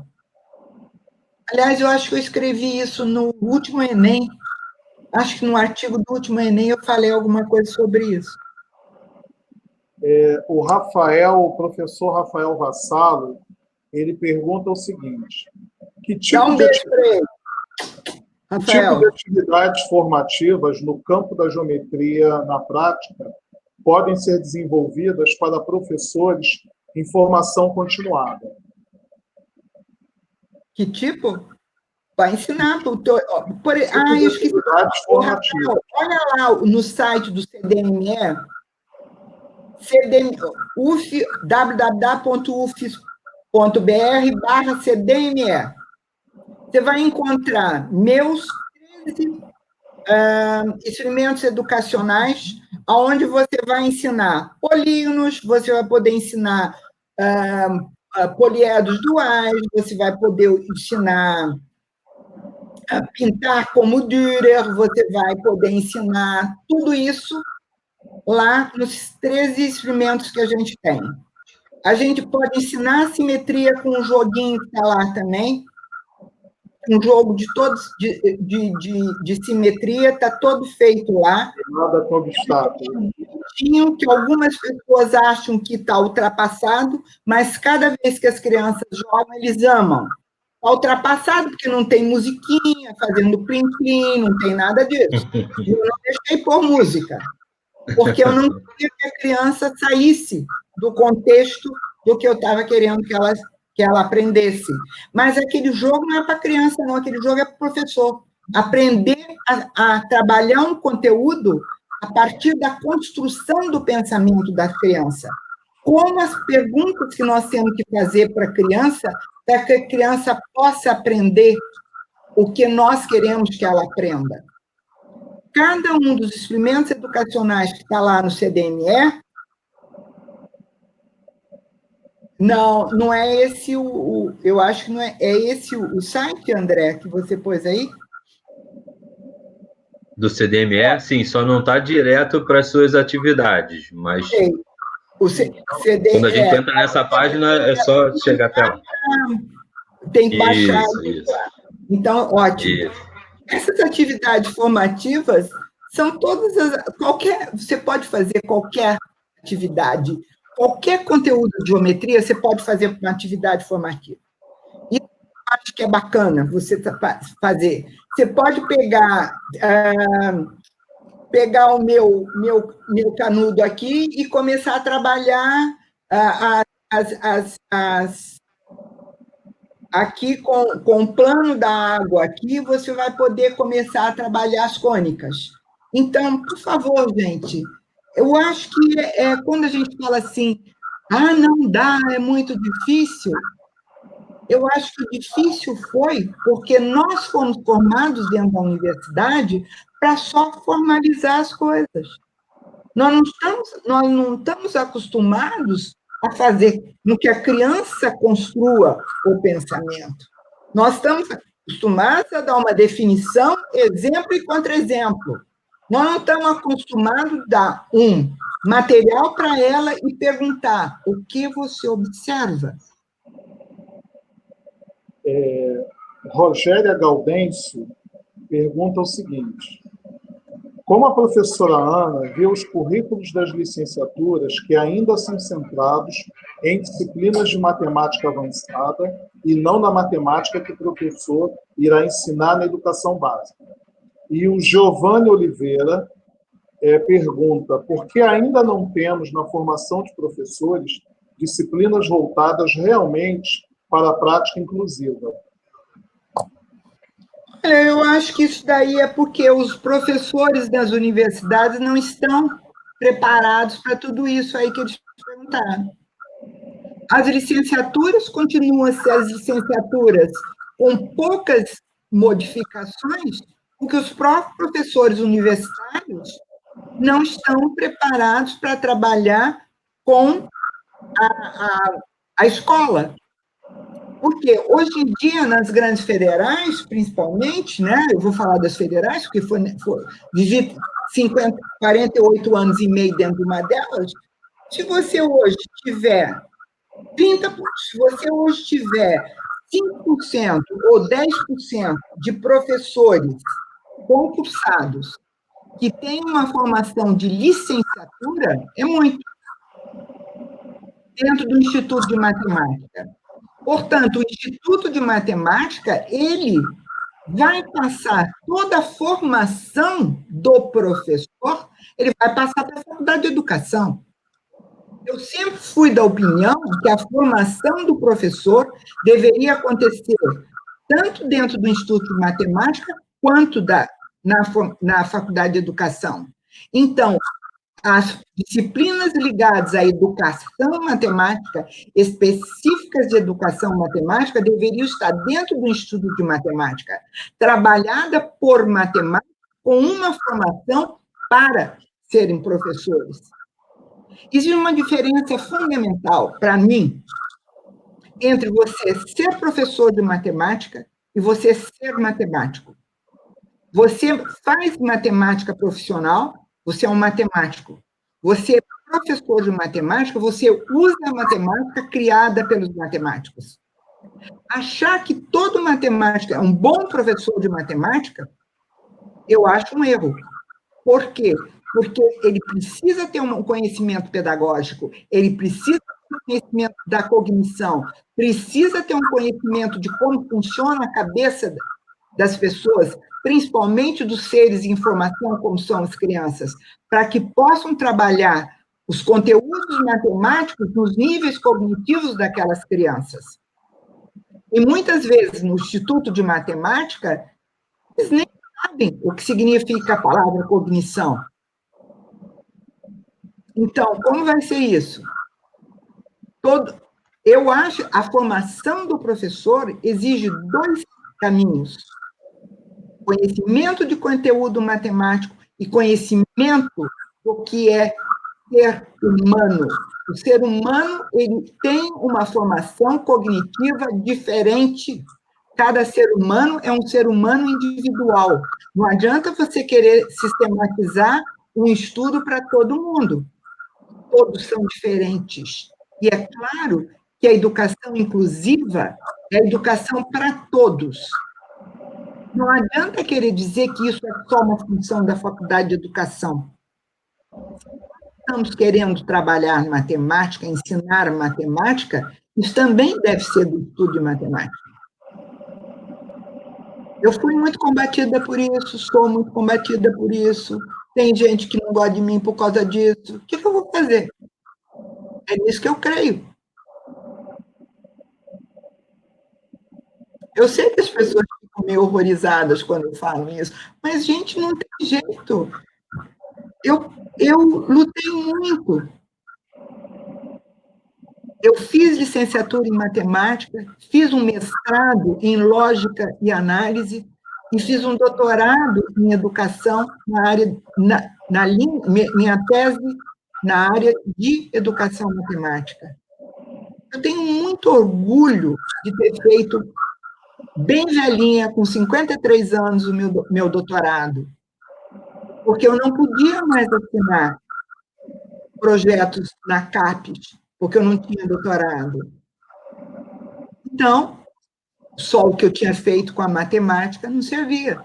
Eu fui fazer o doutorado na educação, naquilo que eu acredito. Acredito que cada ser humano é diferente dos outros, e nós temos que conhecer essas diferenças. Não tem como, somos professores. Se nós somos professores, nós não somos matemáticos. Somos professores de matemática. É diferente. Vamos lá. Por que vocês 3 estão aí me olhando com essa cara? Eu conheço vocês 3. Cada encontro, cada conversa sempre são lições que a gente vai tendo com você. É uma inspiração. Nós vamos continuar assim, né? A professora Sandra Viana é necessário de então, saber saber a potência para a formação do professor. Olha, ela falou de uma maneira bonita, elegante, tudo aquilo que eu falei para vocês aí na minha linguagenzinha, né? Deixa eu ver se tem mais. Além dos... sim. Júlio Pontes, qual a sua opinião sobre as habilidades e competências em geometria da BNCC? Ah, ótimo. Ainda bem que a BNCC resolveu trazer os parâmetros curriculares para o professor. O que estava nos parâmetros há tantos anos, agora botaram lá a vivo. Acham que arrumaram tudo direitinho, né? Só que tem algumas coisas que têm que ser revistas com muito cuidado. Isso é um assunto muito sério que muita gente deveria se debruçar para estudar, para ver o que é. Eu acho que habilidades e competências têm que ser vistas e têm que ser bem caracterizadas para que não se transforme em outros marcos que vão ser usados como referenciais só como foram parâmetros.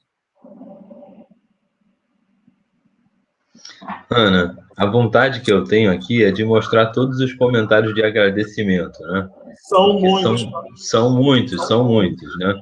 Além de ex-alunos seus, né, que passaram por aqui, os comentários, a expectativa do lançamento do novo livro, né? É muita coisa. Gente, quando eu lançar o livro, vocês me chamam de novo.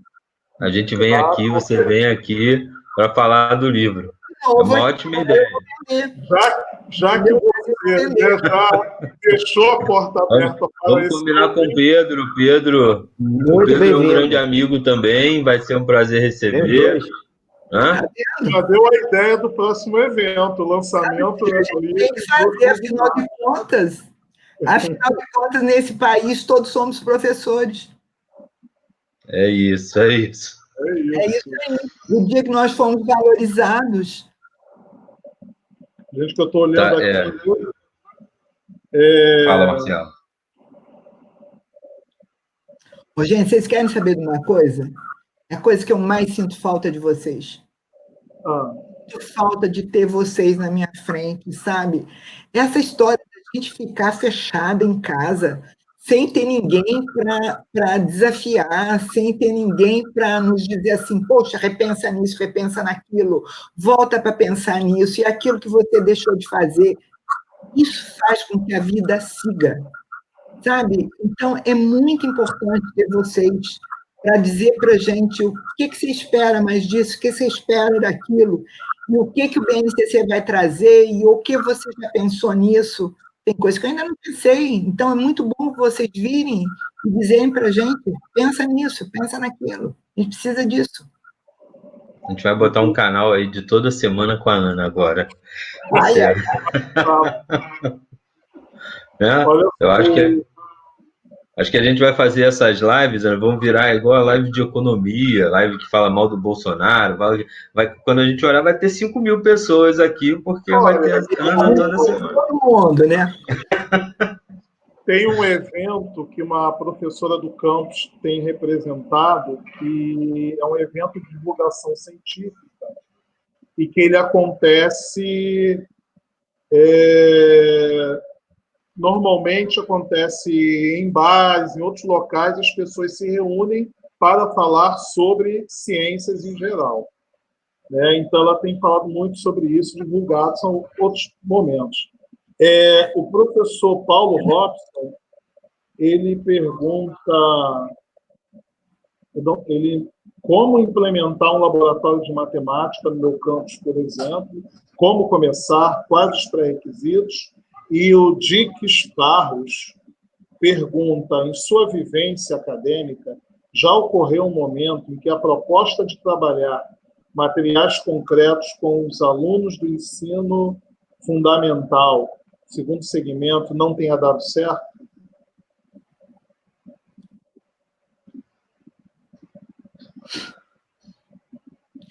Olha, no próprio IBC, nós tivemos momentos em que não deu certo. A gente levou um material achando que o material ia ser muito interessante e o material era bom. E a primeira coisa que aconteceu com o material foi que a gente levou o material para as professoras cegas fazerem uma avaliação e a professora, no primeiro momento, e eram os ábacos. Nós temos 5 tipos de ábaco no museu. No primeiro momento que apresentamos o material para elas, eram ábacos feitos de papelão, com pontas amarradas com fio de pesca, coisa e tal. A primeira coisa que a professora cega foi mexer no material e dizer para nós, olha, mexe, tira tudo da ordem. E nós ficamos com a boca aberta, né? Porque nós não tínhamos pensado que não podia ter aquele mecanismo. Então, nós tivemos que refazer um material para levar para a sala de aula. Então, isso é uma coisa que acontece continuamente. Você faz um material, você acha que o material é maravilhoso, leva para a sala de aula e não dá certo. Olha, outra coisa que eu acho que é interessante, material que eu acho que não dá certo, é material que só vai fazer avaliação do conhecimento. Então, você vai fazer dominó da tabuada, dominó da multiplicação. Você não está ensinando o que é multiplicação, o que é a tabuada. Você está simplesmente avaliando se a criança conseguiu decorar a tabuada para fazer o dominó. Então, eu vejo uma série de sites aí, um monte de jogos, todo mundo batendo palma, achando que o material é maravilhoso, mas o material não tem nada de construção do pensamento. É material de avaliação. Coitado do Zé e do Marcelo. Só vou contar para você, viu, André? Não vou falar com os dois, não. Os dois tiveram momentos muito difíceis comigo, porque eles também chegavam, e como todos, a maior parte dos alunos, chegavam com materiais de avaliação. E eu quero materiais que construam o pensamento. E a criança vai descobrindo o que ela vai construindo. Se o material não é bom, ela não descobre. E daí está errado. Entendeu? Então, o erro que vai acontecer, por que a criança não vai dar certo, por que a criança não vai estar bem, é quando o material não está tão bem elaborado para que ela construa o pensamento correto. Aí você tem que reavaliar esse material. Então, gente, é uma tentativa e erro. Tem materiais nossos que, em algumas atividades, eu escrevi pelo menos umas 20 vezes aquela atividade. Porque em cada vez que aplicou o material, foi apontado alguma falha. Então, dá trabalho. Dá trabalho, mas dá muito prazer. Quando você vê a criança fazer analogia, você deu um material para ela, ela fez uma descoberta, ela construiu um conceito na cabeça dela. Você dá um outro material, ela faz uma descoberta e vira para você e diz assim, mas isso é parecido com aquele? Então, eu posso pensar assim aqui?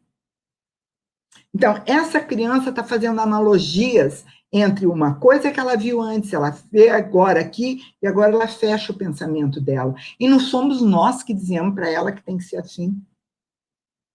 Olha, eu fico muito feliz em dizer para vocês o seguinte, eu vi crianças de 5 anos chegarem a construir sozinhas o conceito de variável. Entendeu? Crianças com 5 anos. E sei que as crianças com 11, 12 anos têm a maior dificuldade. E numa brincadeira de perguntar, fazer 5, 6 perguntas, o que é álgebra? Fala o que é álgebra. Meu neto, né? Um dos meus netos. Vó, fala o que é álgebra. Não vou falar que é álgebra. Não é uma coisa muito difícil. Vocês não podem. E daí fui levando a conversa, não, porque a geometria, lá eu conto a história da geometria que apareceu no Tigre, Eufrates, não sei o quê, e daí eu vou. Até que eles, mas o que é álgebra? Ah, vocês não vão saber. E daí eu fui 3, 4, 5 perguntas, daqui a pouco vira para mim e diz assim, quer dizer que letras diferentes podem ter o mesmo valor? Quer dizer que isso, aquilo pode ser assim? E aquilo ali vai ser desse jeito? e estava com o conceito de variável na cabeça prontinho. 5 anos. Saber perguntar. Os professores, desculpem, meus amados, vocês sabem que a minha vida inteira eu quis passar para vocês algo que para mim talvez fosse até instintivo. Não sei de onde vem isso. Talvez a minha própria curiosidade é saber perguntar. Minha mãe sempre disse que eu fui muito curiosa e que eu fazia perguntas que ninguém sabia responder na minha família. Fazer o quê, né, gente? Sobrou para vocês.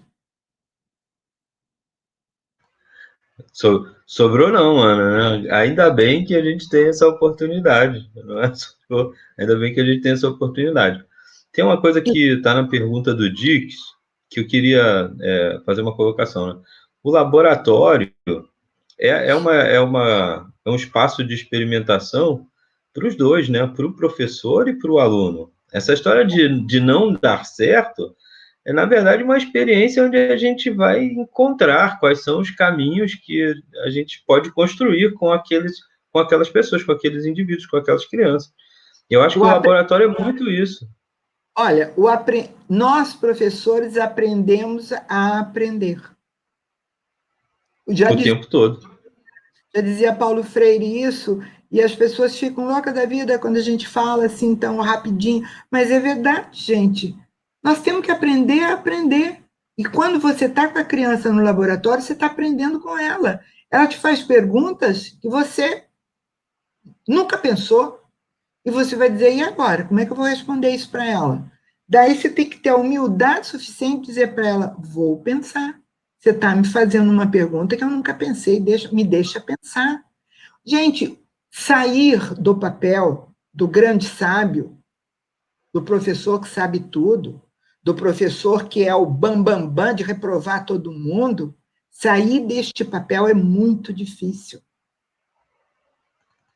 Nós temos que criar seres humanos. Sabe? O coração tem que estar presente. E a humildade de dizer eu também não sei faz parte do aprendizado mútuo da criança e do professor. Às vezes a gente tem a experiência, né? A gente constrói ou construiu isso na universidade, a experiência de que não se pode errar, né? O erro na universidade, a formação do professor hoje ainda, né? É muito permeado por essa coisa, aquele absolutismo matemático em que o erro não é permitido, como se não houvesse construção de ideias, de conhecimento. E sim, quando a gente tem o olhar, que não é o olhar para o conteúdo, sim o olhar para a pessoa, entender o indivíduo como ele é, as diferentes formas e possibilidades de pensar, isso muda completamente, né? E aí a gente vê, assim, eu acho que a gente tem uma coisa que é da geração que você formou, né? Que é aprender em sala de aula, né? O nosso primeiro laboratório, né, a primeira vez que você sente no laboratório é quando você entra em sala de aula e você começa a perceber que você vai aprender muito com os seus alunos, sim, coisa que talvez você não tenha feito na sua formação, mas que você vai aprender muito, né? E aí a gente, essas primeiras experiências, eu acho que para a nossa geração, para a geração que você formou, isso é muito significativo, isso, né, faz com que a gente pense definitivamente que aquilo que eu vi como universidade, onde o erro não aparece, a experiência não está lá, o indivíduo é uma coisa que, sei lá, não existe mesmo, né? E isso, a prática vai te mostrar tudo o contrário, né? Eu agora estou desejando que a gente tenha os próximos anos as experiências que você teve, né? Está sendo lindo ver as pessoas falando aqui, a quantidade de agradecimento, mais do que isso, né? É um agradecimento que mostra aí o potencial dessa interação, né? Que é aquela coisa, é um agradecimento do quero ser assim, as pessoas estão te chamando para curso, elas querem estudar com você, elas querem né, estão aqui procurando essas coisas, todas essas colocações vão ficar aqui no chat. A gente vai pedir para a professora, a gente pode encaminhar para a professora Ana. É impossível dizer que todas as questões serão respondidas. A gente está aqui agora com 360 pessoas, já tivemos com 400 pessoas aqui. Dizer que a gente vai responder a tudo isso, ou que a professora Ana vai responder a tudo isso, é difícil. Mas eu acho que a gente atingiu aqui o que a gente queria. Eu queria agradecer muito a participação de todo mundo que está aqui. Esse vídeo vai ficar gravado, vai ficar aqui no canal do LABEM, a gente vai disponibilizar. Sempre que vocês quiserem escutar mais desse assunto, sempre que vocês... Eu acho que esse é um espaço que está aqui, a gente está inaugurando hoje com a professora, com um orgulho incrível. A gente vai poder continuar esse papo. O chat no YouTube fica. As questões podem ser levantadas sempre que a gente puder ajudar, entrar em contato com a professora Ana. Ela vai ficar à vontade de poder vir aqui sempre que ela quiser responder, né? Não só ao vivo, como também lá no chat. Então, agradeço ao professor Marcelo, ao professor José Carlos, pelo papo. Eu vou agradecer publicamente pelo nosso papo de ontem, nós 4 estávamos aqui. Então, aquela história de que tem coisas que vêm para ficar, que são coisas boas, entendam, né? Isso foi um momento muito importante para mim, muito que eu vou guardar com muito carinho. Assim, estar agora do lado da professora Ana, com todo esse carinho, ela mostrando essa paixão intensa por ser professor, por essa falta que nos faz, ela está dizendo com o olhar o quanto ela quer ter os alunos, quer ter esse papo, isso é maravilhoso, não tem preço, né? Estou muito feliz de estar aqui hoje, muito feliz de estar representando os meus alunos, né? O IFRJ inteiro e poder compartilhar com todo mundo que está aqui. Muito, muito obrigado a todos. A gente começa a se despedir informando o seguinte, né? As questões podem continuar no chat, nós vamos deixar o vídeo aqui. Para aqueles que estão interessados em certificado, pelo momento de hoje, a gente já indicou para vocês um link de um formulário, são questões bem rapidinhas para você deixar lá seu nome, coisa e tal. Esse formulário funciona para todo mundo que se inscreveu lá na plataforma Simpla. Vocês têm até quarta-feira para dar esse feedback para a gente, e a gente na quinta-feira manda o certificado. A gente na próxima semana está aqui de novo.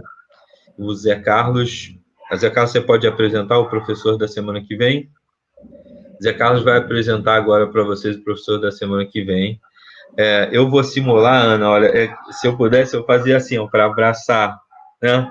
Porque eu acho que a gente precisava muito agora, né, desse abraço físico, mas como a gente não pode, sinta-se abraçado com todo o carinho do mundo que a gente pode dar para você agora, como retorno das coisas boas que você constrói a sua vida inteira, especialmente hoje, né? Eu tenho certeza que não só eu quero dar esse abraço, todo mundo está aqui. Quando for possível, esperamos estar visitando o laboratório. Estou esperando. Tem isso aqui, tem um monte de gente, Ana. Vamos sim. Tem um monte de gente perguntando como é que faz para ir visitar, como é que... A gente vai colocar aqui os links, né, indicando as páginas onde estão, onde as pessoas podem entrar em contato com você, com o laboratório, tá? Eu tenho certeza que... Pode falar. No Facebook tem Laboratório de Educação Matemática, professora Ana Calef. No Facebook. A gente vai colocando todos os links aqui, tá? Já tem alguns aparecendo, mas no final, agora que eu for publicar o vídeo, a gente faz uma revisão e bota todos os links para todo mundo achar todos os seus trabalhos. Faço depois. Mas eu tenho que dizer, antes de me despedir, que está devendo a volta no lançamento do livro, que já está marcado aqui. Falou ao vivo que vai fazer, agora a gente vai ter que... Vou trazer o Pedro contigo. Lançamento. Isso, claro, para o lançamento. Eu vou estar aqui para receber vocês. Vamos lá. Muito obrigado. Muito Marcelo. Obrigado. Grande Obrigado. Beijo para vocês todos. E obrigada pelo carinho de todo mundo. A gente precisa disso para a gente poder continuar. Com certeza. Ele está nos mandando... Isso está nos mantendo vivos da melhor maneira, Ana, da melhor maneira. Com todos Zé, os fala um pouquinho do Santinho. que vem sofrendo. Ana, obrigado mais uma vez aí. Atividades, projetos como esse e outros que vem acontecendo é uma forma da gente resistir e estar lutando contra tudo isso que vem acontecendo com a educação pública no Brasil. Eu acho que a gente tem que continuar por esse caminho. Por aí. Tem que ser por aí e com a esperança de dias melhores virão. Matemáticos criativos insubordinados. Perfeito. Perfeito, Ana. Mais uma vez, obrigado aí, Ana. Estamos aguardando já aí contagem regressiva para o lançamento do livro. Se Deus quiser. No e-book eu já me falo. Querido Pedro aqui junto. Com certeza vai ser mais uma live de sucesso como essa já foi e impactou todos que estão aqui até agora aí acompanhando. E aproveitando aí a chamada, né? Semana que vem vamos ter a palestra Desenvolvendo o Raciocínio Lógico, Jogos Lógicos com o professor Dr. José Luciano Santinho, nosso companheiro de IFE, só que lá de São Paulo. Ele vai estar também dando a graça aqui, estava dando uma palavra para vocês, não percam aí, mais um grande colega aí dando a sua contribuição para a educação matemática brasileira. As inscrições também vai ser pelo Simpla, vocês deixam nosso site aí como favoritos para facilitar a inscrição. O link vai estar sempre lá na página. André, coloca aí na tela, por gentileza. Todas as exibições vão ficar no nosso canal, então façam a inscrição aí no canal do YouTube, aí, fortaleça o nosso canal, a gente vai estar divulgando os demais eventos e alguns que já ocorreram, depois a gente vai estar colocando aqui também no canal. O canal foi inaugurado aí com a professora Ana, mas vai ser agregado as apresentações que iniciaram esse projeto aí, que está sendo toda segunda-feira, nesse horário aí. Conto com a participação de vocês.